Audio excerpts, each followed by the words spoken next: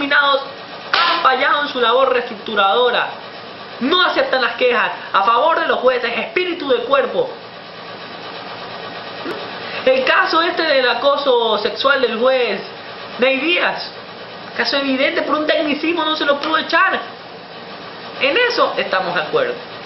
Pero aquí viene la pregunta. Artículo 131 de la Constitución sobre la función legislativa. La Asamblea Nacional podrá proceder al enjuiciamiento político a los ministros y ministros de Estado, máxima autoridad de la Procuraduría, Contraloría, miembros del Consejo de la Judicatura, durante el ejercicio de su cargo por violar la Constitución. Y si entre las atribuciones del Consejo de la Judicatura estaba sancionar las actuaciones judiciales y no lo hicieron, se fueron en contra de la Constitución, de sus atribuciones, y estaba en el juicio político y se evitaba eso. Porque venimos con la pregunta, efectivamente, sacan a estas personas y los nuevos van a ser mejores. Ya les dije, esto no es cuestión de leyes, esto es cuestión de hombres. Vamos a ver. Porque, y aquí sí se puede decir de que en esta pregunta hay una violación a la independencia de poderes. ¿A qué me refiero con esto? La Constitución, ahora con 5 funciones, pero antes con 3. De la Revolución Francesa de 1789, de la Constitución de los Estados Unidos de 1787, garantizaba la independencia de funciones y el sistema checks and balances, pesos y contrapesos. Cada función tiene en alguna medida un control sobre la otra, a su vez que puede ser controlada por las otras dos. Perfecto. Podemos decir la función judicial que sea controlada por el Ejecutivo. No hay ningún problema. Pero que el Ejecutivo se deje ser controlado por la función judicial o por la función legislativa que haga verdadera labor de fiscalización. Ahí no puede haber ningún problema. Pero en el factor real de poder no hay ese lazo de control y contrapeso en las funciones del Ecuador. Y aquí se atenta, no que por ejemplo en los Estados Unidos el presidente propone a los miembros de la Corte, no es que los destine, los mociona, es que tienen que ser aprobados. Aquí en el Ecuador no ha habido un consenso en la elección de los jueces o de los delegados. Antes los elegía el gobierno, antes los elegía el Congreso. Hubo el sistema de 2005 de la Corte que presidió el Consejo Elector, el doctor Carlos Estrellas Merino, y que esa base de concurso de méritos y oposición está para el actual sistema. ¿Por qué no se lo aplicó? Se tiene que seguir esto, la Constitución. Elegido por concurso de méritos y oposición sin influencia política, ni de derecha, ni de izquierda, ni de gobierno nacional, ni de gobiernos locales. Ese es el método efectivo. Y además, con los jueces actuales hay muchos que distan de sus conocimientos jurídicos y de su probidad y notoriedad, su moralidad. Que rechaza a los jóvenes. Hay que darles capacitaciones a los buenos y a los malos, desterrarlos, para ahí lograr con eso mayor presupuesto, educación y disposición para la aplicación de las leyes sancionadoras y el cumplimiento de la Constitución y las leyes secundarias. Una medida para una verdadera reestructuración de la función judicial, no de un plumazo, no de un decreto. Y por último, tuvieron la oportunidad de hacerlo. El Consejo de la Judicatura tuvo la oportunidad de ir, cerrar puertas a la Corte y limpiar la cloaca, como lo hicieron en el municipio de Guayaquil en 1992, y que se dio una reestructuración. Aquí las soluciones no va a ser de que al día siguiente van a bajar los índices de delincuencia, van a bajar la inseguridad. Esto es un proceso que puede durar años, incluso generaciones, así como la educación. Ahora vamos a analizar las 5 preguntas más llamadas de consulta, sino de plebiscito. Pregunta 6. ¿Está usted de acuerdo que la Asamblea Nacional, sin dilaciones, dentro del plazo establecido en la Ley Orgánica de la Función Legislativa, a partir de la publicación de los resultados del plebiscito, tipifique en el Código Penal como un delito autónomo el enriquecimiento privado no justificado. Esta pregunta, a mi parecer, es una de las que genera mayor confusión, incluso a expertos penalistas. ¿Por qué? En el Código Penal existe un delito que dentro de la clasificación de delitos contra la administración pública, uno que se llama enriquecimiento ilícito, en que la persona capaz de cometerlo es un funcionario público.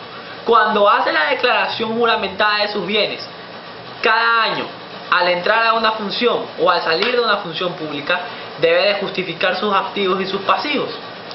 Y si no justifica el incremento de su fortuna, de su patrimonio, ahí se le imputa el delito de enriquecimiento ilícito con pena de prisión y de venta. Pero el enriquecimiento privado no justificado, o sea, ¿es enriquecimiento no justificado o enriquecimiento ilícito? Hay que hacer una diferencia, porque enriquecimiento ilícito es el que está en contra de las leyes, en contra de la Constitución, de formas mal habidas. En cambio, enriquecimiento no justificado es que no se tienen los respaldos, no se tienen los anexos, no se tiene una forma de probar que uno incrementó su patrimonio de forma bien habida. Son dos cosas diferentes. Y si aquí se pone no justificado, sería la forma de que cualquiera que no pueda probar por anexos que incrementó su riqueza sería imputable del delito. Aquí tampoco dice cómo se va a tipificar el delito, porque escuchando a ciertas personas que dicen esto es una herramienta para esos que hicieron fortunas mal habidas, a esos políticos de periodos anteriores, vamos a ver sus fortunas y te las vamos a quitar. No, se ve su desconocimiento de aspectos jurídicos. Número uno, las leyes rigen para el futuro, son irretroactivas. Desde el momento en que hay una ley, los que cometan ese delito a partir de ese día podrán ser acusados. No anteriormente. No si cometiste un delito en 1990 te van a juzgar recién ahorita por una ley de 2011. Segundo, hay formas de justificar en otras legislaciones. Por ejemplo, en la ley de lavado de activos, esa es la forma para perseguir a los narcotraficantes. No se los coge por tráfico de drogas, sino se los coge por la ley de lavado de activos, por no justificar el incremento de su patrimonio. Que lo ponen a terceros. En el Código Penal también está el delito de testaferrismo, que es poner a nombre de terceras personas quienes sirven de testaferros o de tenedores de bienes o de fondos de otras personas que los obtuvieron de quién sabe qué modos. Ya hay otros métodos. Y además, aquí se invierten dos principios. Se vulnera el principio de la carga de la prueba y el principio de inocencia.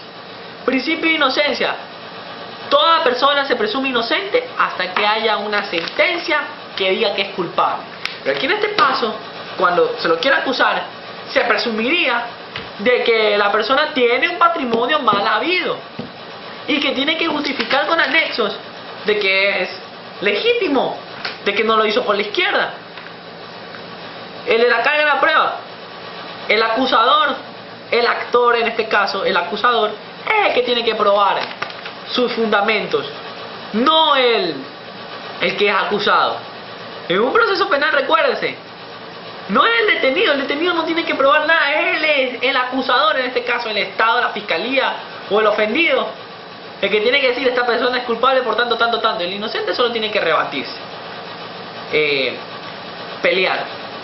Pero aquí no, aquí uno tiene que probar, uno tiene que decir, aquí están mis declaraciones tributarias. Otra forma de probar, declaraciones tributarias, porque todos los ingresos se tienen que probar por declaraciones tributarias, pues, por algo pagamos impuestos. Que puede ser, se falsean todo, pero hay formas.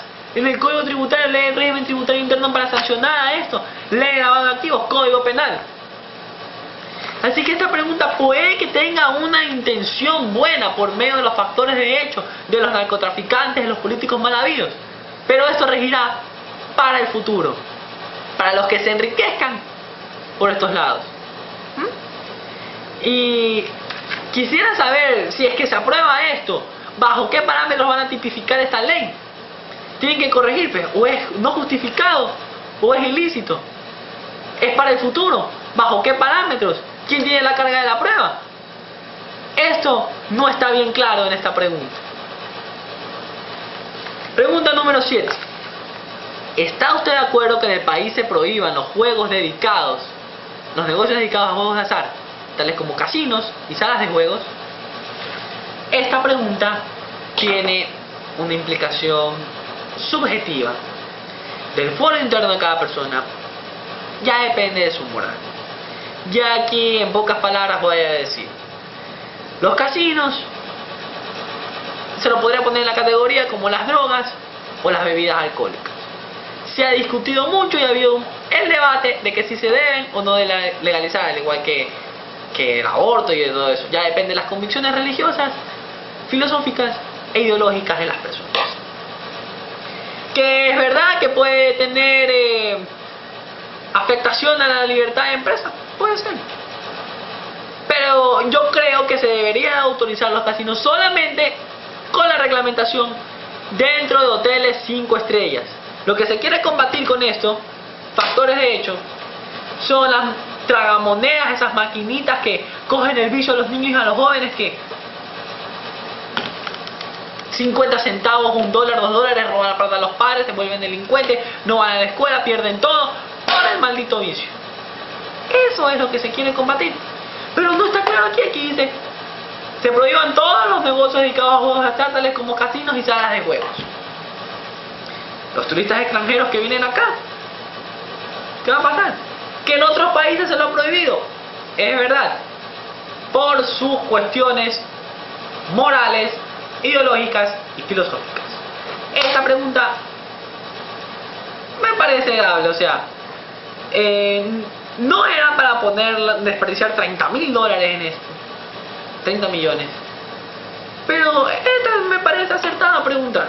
Que esté de acuerdo o que no esté de acuerdo, eso es otra cosa. Ponderando 2 puntos. Uno, se afecta la libertad de empresa, se afecta el derecho al trabajo, miles de personas quedarían sin empleo de una labor. Y que no tiene la culpa los dueños de casinos de que haya viciosos. Y por otro lado, crea ludopatía.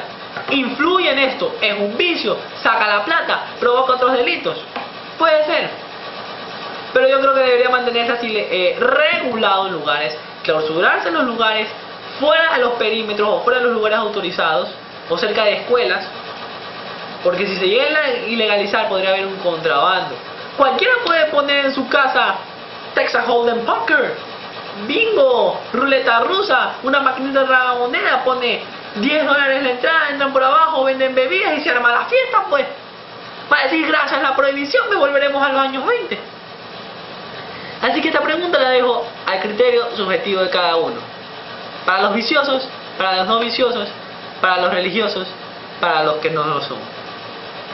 Pregunta 8. ¿Está usted de acuerdo que en el cantón de su domicilio se prohíban los espectáculos que tengan como finalidad dar muerte al animal? Fíjense bien. Como finalidad dar muerte al animal.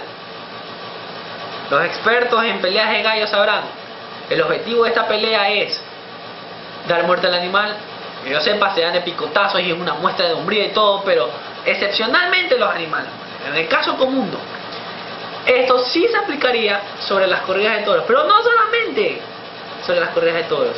Ojo, peleas clandestinas de animales, que no saben que había peleas de perros, de pitbull, de doberman, los viernes por la noche en Samanes, en la Kennedy, en Guayaquil, y nadie controla eso. A eso se busca combatir. Esto